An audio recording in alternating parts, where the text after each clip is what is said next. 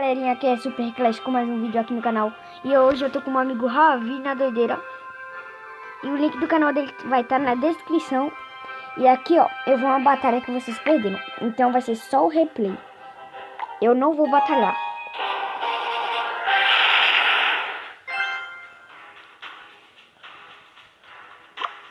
Ele começou com o bebê dragão. Aí eu botei bruxa e mosqueteiro. Não, botei exército de esqueleto pra parar a mosqueteira. Depois eu botei bebê dragão. Depois eu botei a mini peca e o cara me trollou botando o príncipe do outro lado. Que mancada. Foi mancada. Mas pelo menos eu levei a torre e ele levou a minha. Ele tinha príncipe nível 3. E eu só tinha príncipe nível 3 antigamente, quando eu tava na sexta arena. E ele tá na quarta com príncipe nível 3. Ô, Pestinha. Jolie. Ele é lá dos Estados Unidos, sabe, né? Sim. Esse cara aí, tá brincando. Lá de American. E eu fiz uma jogada super burra ali. E eu parei com o mosqueteiro.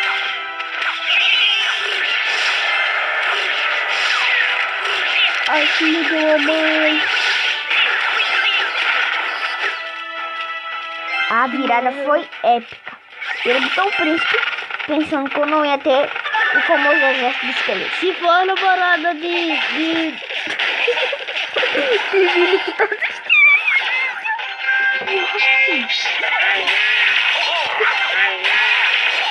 Eu tô brincando com tudo.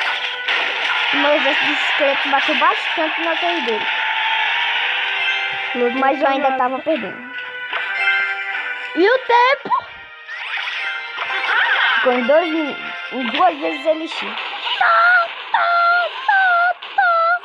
Vai parar de gravar, ó. Vai, ó. Vai parar, ó. Parou. Galera, vocês não estão percebendo que tu levasse a torre do cara.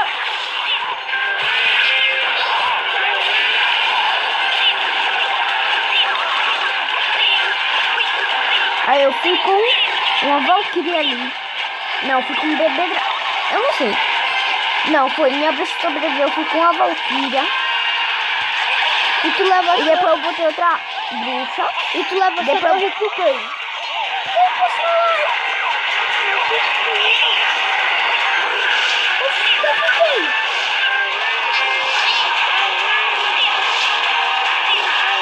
A virada foi épica. Eu botei uma especial, foi burrice. Vini, Botei uma mosqueteira.